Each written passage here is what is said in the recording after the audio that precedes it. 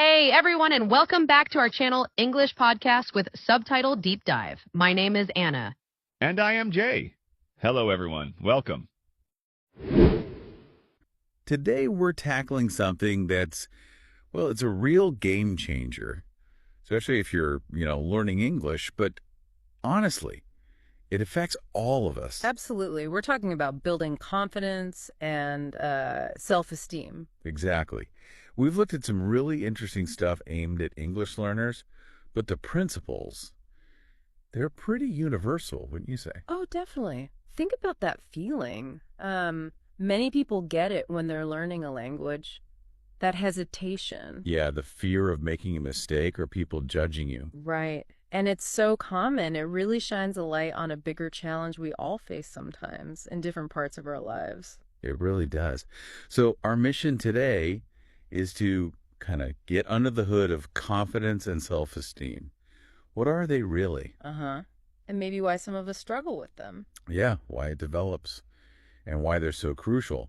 And then the big one, what practical things can we actually do to build them up? We've been digging into some good resources, particularly looking at it from the angle of language learners. So we've got some useful ideas to share. Great. So let's start with definitions. Confidence.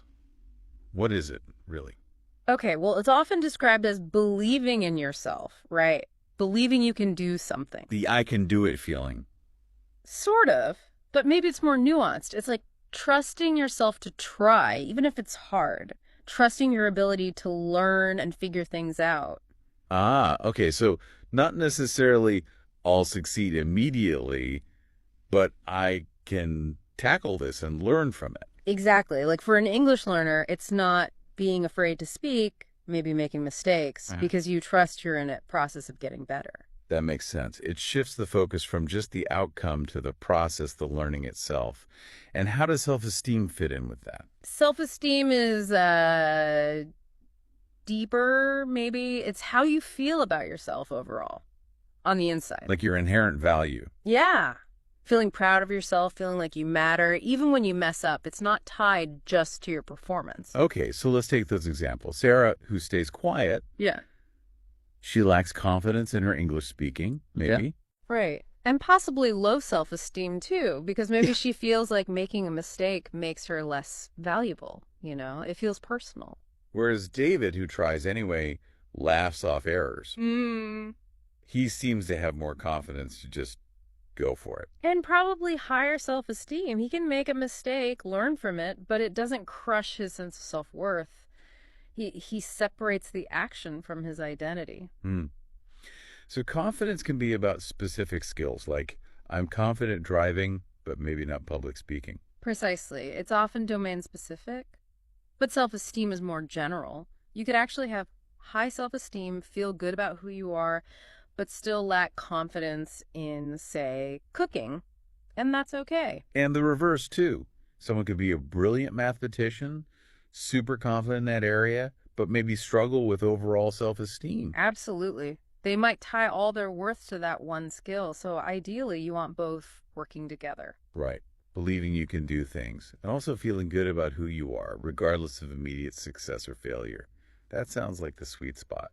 It really is. That combination makes you feel more positive, more motivated, more ready to, engage with life. And if you're listening and thinking, yeah, I feel that fear, that not good enough feeling sometimes. It's really common, super common. And just noticing that, acknowledging it like we're doing now, that's actually the first step towards change. Okay, so why does that low confidence even start?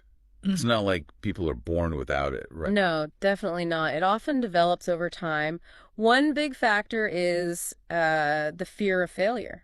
Just being afraid to try something because you might not succeed or you might make mistakes. Like the student who just stays quiet in class, even if they might know the answer. Exactly. And tied to that is the fear of being judged.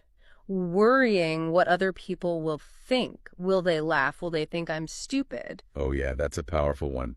Even if you know the answer, that fear can stop you from speaking up. Totally.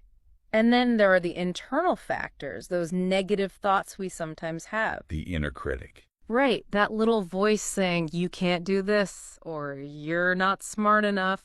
And sometimes those voices come from, past experiences. Maybe someone criticized you once, and it stuck. It plants a seed of doubt. Hmm. And what about comparing ourselves to others? That seems huge today. Oh, it's massive, especially with social media, like you mentioned. You see someone else who seems way ahead, maybe speaking English fluently. And you think, I'll never be that good. Exactly. You compare your chapter 1 to someone else's chapter 20. It's easy to feel inadequate, like Amir in the example, comparing his progress to fluent speakers. So it's a mix of fear, past stuff, negative self-talk, and comparisons. It's not about being weak or not smart. Not at all. It's often a learned pattern of doubt. But the good news, the really important part, is that it can be unlearned. Confidence can be built. Okay, that's hopeful. Yeah. So let's pivot to why it's so important to work on this. Beyond just feeling better, what does it do for us? Well, fundamentally, confidence helps you try things. New things, difficult things. It's the engine for action, really. Self-esteem. Self-esteem is the cushion. It helps you value yourself even when those attempts don't work out perfectly. It lets you handle setbacks without crumbling. So in everyday life, that means things like talking to new people, starting a new project. Yeah, or applying for a job, asking for help, sharing an opinion. Confidence makes you more likely to step up, and self-esteem makes you resilient if you face rejection or criticism. And relationships, too. How does it impact those? Big time. When you feel good about yourself, you tend to treat others with more respect and kindness. You communicate more clearly, set healthier boundaries. Because you're not operating from a place of needing constant validation. Exactly. You're more secure. And that leads to stronger, more authentic connections. Okay, and decision-making. If you trust yourself, you're more likely to make decisions, even tough ones, and feel okay about learning from the outcome, whatever it is. Less second-guessing. Right. And bringing it back to language learning specifically. Confidence is key there. It pushes you to actually use the language, to practice speaking, even when it feels awkward. That's how you improve. And self-esteem keeps you going when it gets tough, when you hit a plateau. Yes.